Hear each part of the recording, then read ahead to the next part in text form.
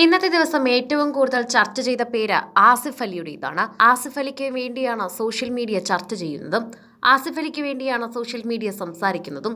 രമേശ് നാരായണൻ എന്ന പാട്ടുകാരൻ ആസിഫ് അലിയോട് അപമര്യാദയെ പെരുമാറി എന്ന് തന്നെയാണ് ഭൂരിഭാഗം പേരും ഇപ്പോൾ പറഞ്ഞുകൊണ്ട് ആസിഫ് അലിക്ക് പിന്തുണയർപ്പിക്കുന്നത്. MT കഥകളുടെ ആന്തോളജി സിനിമയായ മനോരഥങ്ങളുടെ ട്രെയിലർ ലോഞ്ചിൽ നടന്ന ആസിഫ് അലിയെ അപമാനിച്ച സംഗീത സംവിധായകൻ രമേശ് നാരായണൻ. ട്രെയിലർ ലോഞ്ചുമായി ബന്ധപ്പെട്ട പുരസ്കാരദാന ചടങ്ങുകളാണ് സംഭവം. രമേശ് നാരായണന് പുരസ്കാരം നൽകാൻ ആസിഫ് അലിയെ ക്ഷണിച്ചപ്പോൾ ആസിഫ് അലിയിൽ നിന്ന് പുരസ്കാരം സ്വീകരിക്കാൻ അദ്ദേഹം വിസമ്മതിക്കുകയും സംവിധായകൻ ജയരാജിനെ വിളിച്ചുവരുത്തി അദ്ദേഹത്തിൽ നിന്ന് പുരസ്കാരം സ്വീകരിക്കുകയും ചെയ്തു. ഇതാണ് ഉണ്ടായത്. ഈ വിഷയമാണ് ഇപ്പോൾ സോഷ്യൽ മീഡിയയിലടക്കം സിനിമാ പ്രവർത്തകരുടെ ഇടയിലും ചർച്ച ചെയ്യുന്ന ഒരു പ്രധാന വിഷയമായി മാറുന്നത്. ആസിഫ് അലി പുരസ്കാരം നൽകാൻ എത്തിയപ്പോൾ തന്നെ അതൃപ്തി പ്രകടമാക്കിയ രമേശ് നാരായണൻ പിന്നീടാണ് താരത്തെ അപമാനിക്കും വിധം പെരുമാറിയത്. ട്രെയിലർ ലോഞ്ചിനെത്തിയ മുഴുവൻ അതിഥികളും നോക്കി നിൽക്കവെയായിരുന്നു രമേശ് നാരായണന്റെ ഈ പെരുമാറ്റം നടന്നത്. സംഗീത സംവിധായകന്റെ പ്രവൃത്തി വലിയ വിമർശനമാണ് വരുത്തിവെച്ചത്. നടൻ മമ്മൂട്ടി, നടൻ ഇന്ദ്രജിത്ത്, നടൻ ബിജു മേനോൻ തുടങ്ങിയവരൊക്കെ തന്നെയും മുൻപിൽ ഇരിപ്പുണ്ടായിരുന്നു.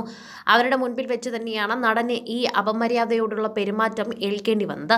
അത് വളരെ അസഹനീയമായി തോന്നിയെന്ന് പറയുന്നു. ആസിഫ് അലിയിൽ നിന്ന് പുരസ്കാരം വാങ്ങിച്ചാൽ നിങ്ങൾക്ക് എന്താണ് കുഴപ്പം? എത്ര വലിയ പാട്ടുകാരനാണെന്ന് പറഞ്ഞാലും അദ്ദേഹവും ഒരു കലാകാരനല്ലേ? MT വാസുദേവൻ നായരുടെ 9 കഥകളെ ആസ്പദമാക്കിയാണ് സീരീസ് മനോരഥങ്ങൾ ഒരുങ്ങുന്നത്.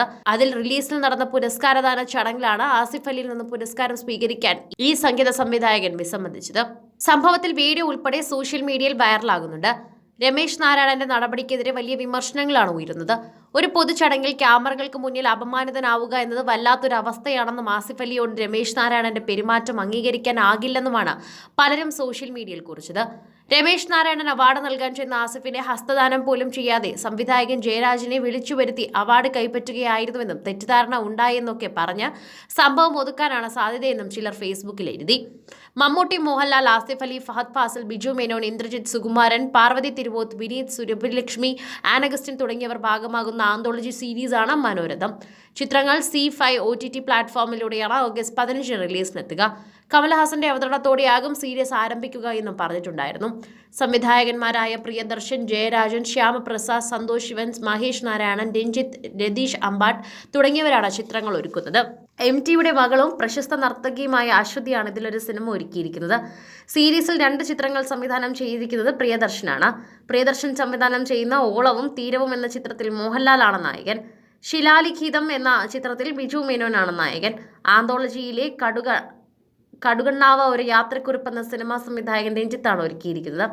MTയുടെ ആത്മകഥാംശമുള്ള PK വേണുഗോപാൽ എന്ന കഥാപാത്രത്തെ മമ്മൂട്ടിയാണ് ചിത്രത്തിൽ അവതരിപ്പിക്കുന്നത്. നിന്റെ ഓർമ്മയ്ക്ക് എന്ന ചെറുകഥയുടെ തുടർച്ചയെന്ന നിലയിൽ MT എഴുതിയ യാത്രാക്കുറിപ്പാണ് കടുകണ്ണാവ ഒരു യാത്രക്കുറിപ്പ്. ഷെല്ലക് എന്ന ചെറുകഥയായിക്കാണ് മഹേഷ് നാരായണൻ വരുന്നത്. ഫഹദ് ഫാസിലാണ് ചിത്രത്തിലെ കേന്ദ്ര കഥാപാത്രത്തെ അവതരിപ്പിക്കുന്നത്. കൂടുതൽ സിനിമ, സീരിയൽ, ചാനൽ വാർത്തകൾക്കും നിങ്ങളുടെ പ്രിയപ്പെട്ട താരങ്ങളുടെ എക്സ്ക്ലൂസീവ് അഭിമുഖങ്ങൾക്കുമായി സബ്സ്ക്രൈബ് ചെയ്യാൻ മറക്കല്ലേ.